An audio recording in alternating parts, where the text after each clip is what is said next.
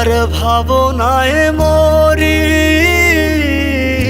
তাহার লাইগা খোদার কাছে আজও দোয়া করি। যে ছিল না এই কপালে, তার ভাবনায়